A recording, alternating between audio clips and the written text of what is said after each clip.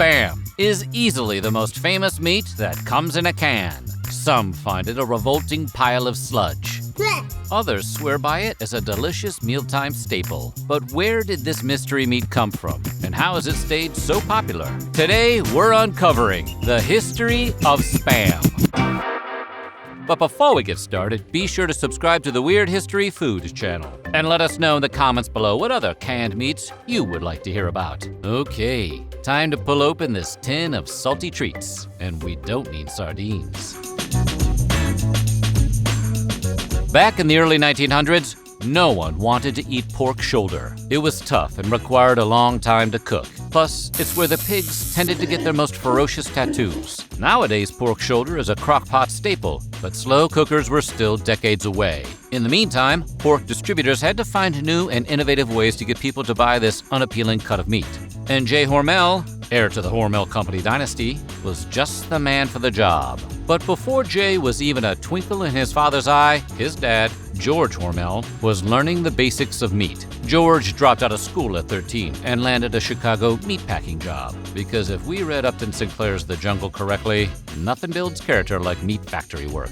He took to the trade like a kid to a candy store. And over the next 14 years, he would travel all over the Midwest as he chased meaty job after meaty job. When George was 27, he decided to take charge and start a business of his own. He finally settled down in Austin, Minnesota in 1891, where he founded George A. Hormel & Company, a business that primarily packaged fresh pork. Geez, let's hope it was primarily fresh. 1 year later, Jay Hormel was born. As his father's only child, Jay was later described as smaller, not particularly athletic, and somewhat erratic. So, a theater kid. After briefly attending Princeton before being called home by his father, Jay Hormel was sent to war in 1917. Historically speaking, this was a particularly bad time to be sent to war. Upon returning from Europe, Jay found his father's company in shambles. The assistant comptroller had embezzled over $1 million of the company's money, about $20 million in today's currency, or about 5.6 million cans of Spam. And the company suddenly found itself broke. If they wanted to survive, they needed a sharp pivot. George and Jay took out a loan, fired all of the company's executives, and changed their business model. Instead of selling exclusively fresh pork, they would begin canning some of that sweet pig chowder so that they could sell it to a wider audience across the country. Thus, in 1926, the father-son pair created the nation's first canned ham. While Hormel Sr. was less enthusiastic about the venture, Jay went hog bonkers for the idea. That's the expression, right? Hog bonkers? The younger Hormel dropped $500,000 marketing the new canned product. George's concerns were quickly allayed, though, and the gamble paid off. Their canned ham soon became a grocery store staple, and the business was back on its feet, or hooves, you could say. They have a pig-based revenue stream. Hormel quickly went all in on their canned meat lineup. A year later, they introduced Spam's predecessor, the spiced canned ham. The following year, they even branched out into creating canned chicken products as well. Chicken breast in a can. Can't wait to spread that on a cracker, or however the hell you're supposed to eat it. George soon stepped back from managing the business, putting Jay in charge of the growth of their burgeoning canned pork empire. The Hormel Company's sales numbers slipped as the country entered the Great Depression. In fairness, everyone was pretty light on cash at the time. They were once more in need of a company-wide pivot, and they found it in the scorned pork shoulder. Pork shoulder was dirt cheap because nobody wanted it. Jay Hormel decided to try and repackage it in a form that people would actually want to eat. By mixing it with water, salt, sugar, potato starch, and sodium nitrate, he created an all-new product. It just needed a name. So, on New Year's Eve, Jay threw a party.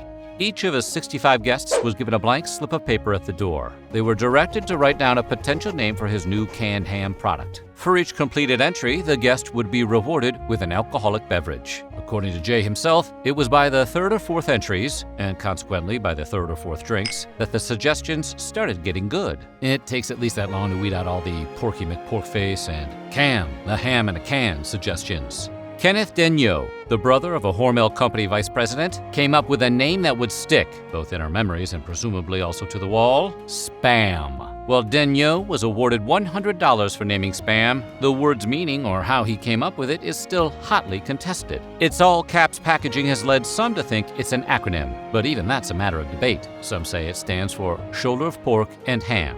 Wait, wouldn't that be spa? Alternatively, it could stand for the considerably less appetizing, scientifically processed animal matter, which kind of sounds like an alien trying to describe taxidermy. Most commonly, though, Spam is thought of to be a portmanteau of the word spiced and ham. Regardless of what its name actually meant, Spam was set for distribution, and in the summer of 1937, it hit U.S. markets for the first time. J. Hormel captained Spam's launch, leaning into his previous strategy of mass marketing the new product with a steady stream of radio and magazine ads, spreading the word about the salty new delicacy. Spam is that delicious meat originated and made only by Hormel. And within 3 years of it hitting the market, over 70% of urban-dwelling Americans had given Spam a try. Still, many suburban and rural consumers were wary of canned meat because they didn't believe that non-refrigerated meat could possibly be safe to eat. This is a healthy concern to have in the early 20th century. But fortunately for Hormel, the U.S. Armed Forces had no such reservations. World War II brought canned meat to the forefront of American life. The war is also notable for other reasons, but mostly the canned meat. By the war's end, over 150 million pounds of canned pork products had been purchased and distributed by the Army. That is a lot of cocktail weenies. Some soldiers said they were fed Spam up to 3 times a day during their deployment. Needless to say, many GIs were thoroughly over canned pork products by the time they came home. And while Spam was just one of many pork luncheon products that the U.S. Armed Forces purchased, Spam's name recognition caused it to receive the brunt of the military's ire. All those radio ads really did the trick. Popular military newspapers referred to it as meatloaf without basic training and said that Spam was the real reason war was held. Some even rebranded the beloved Uncle Sam character as the derisive Uncle Spam. Spam became so disliked that some soldiers found alternative uses for it, including using its grease to lubricate their weapons and to waterproof their boots, and to keep the enemy from coming within smelling distance from the sound of it. Other nations were a little more grateful for Spam. Russia's Nikita Khrushchev said in his biography that Spam was what kept the Russian army from starving after the German devastation of Russian and Ukrainian agriculture. And many Russians came to refer to Spam as Roosevelt sausage. Hopefully that's a nickname and not what they thought was in it. In Italy and England, Spam even became a sort of currency that could be traded for all sorts of favors, ranging from manual labor to, shall we say, romantic dalliances. Still, the Hormel company was worried that war-fatigued U.S. veterans would want nothing to do with their product upon returning home, which was probably true. They braced themselves for financial collapse at the close of World War II.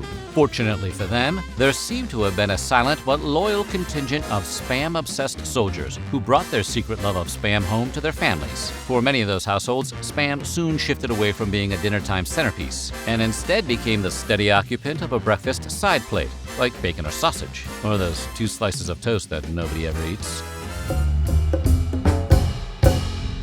During the war years, the U.S. government's distrust of Japan and of Japanese Americans led to the banning of deep-sea fishing off the coasts of Hawaii. Boat traffic coming in and out of the islands was viewed as a potential national security threat, so they placed heavy restrictions on who could come and go. This led to a shortage of fresh fish, and canned meat became the only way many Hawaiians could get good protein into their diets, unless they started eating quinoa, and who the hell wants to do that? It wasn't long before Spam became a local commodity, and Hawaiian residents were quick to incorporate Spam into traditional Hawaiian, Japanese, and Korean dishes. This led to the creation of Spam musubi, a Hawaiian take on onigiri that wraps together cooked Spam with rice and a piece of nori. There was also Spam fried rice, Spam wontons, and a dish called Spam lokomoko, which is a Hawaiian dish that traditionally contains white rice, hamburger, and fried egg, topped with brown gravy, and Spam.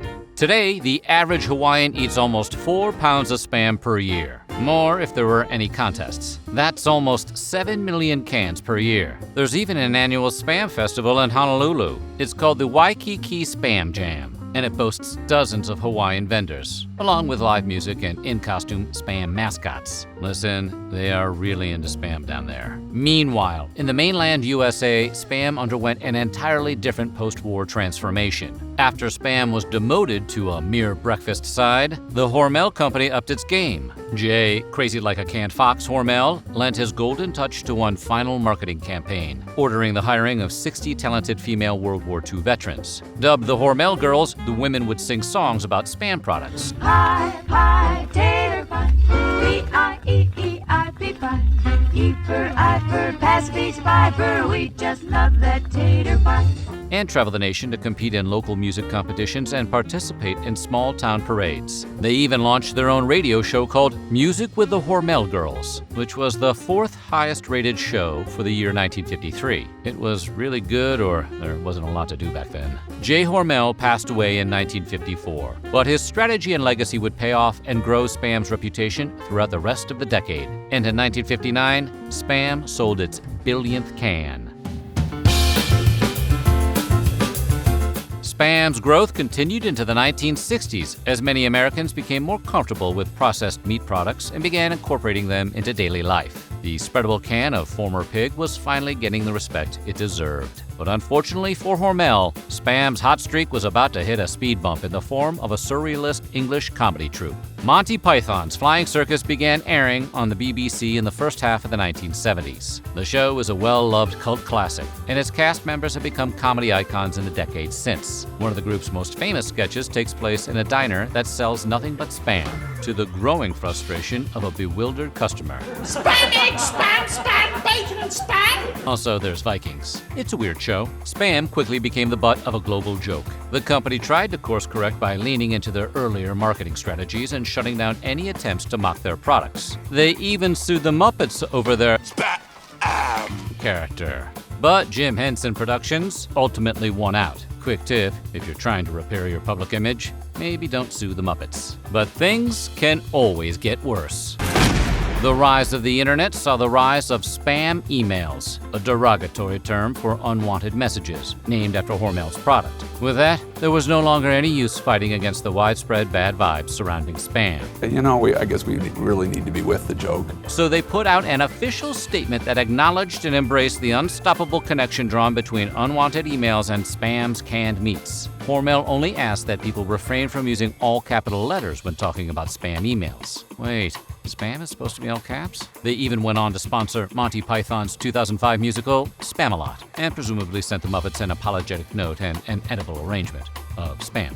Rolling with the punches seems to have paid off. In recent years, Spam has grown bigger than ever before. Spam has now seen year-over-year sales growth for nearly a decade and has expanded its product line to include a multitude of flavors and styles, like teriyaki, hot and spicy, hickory smoked, and oven-roasted turkey. Wait, is it turkey-flavored Spam or actual turkey? Well, not actual turkey. So crack open a tin and grab yourself a fork because there's a Spam for every mood. There was even a limited edition pumpkin spice Spam, for those days when you really want to silence the break room. So what do you think? Are you a fan of Spam? Let us know in the comments below. And while you're at it, check out some of these other weird history food videos.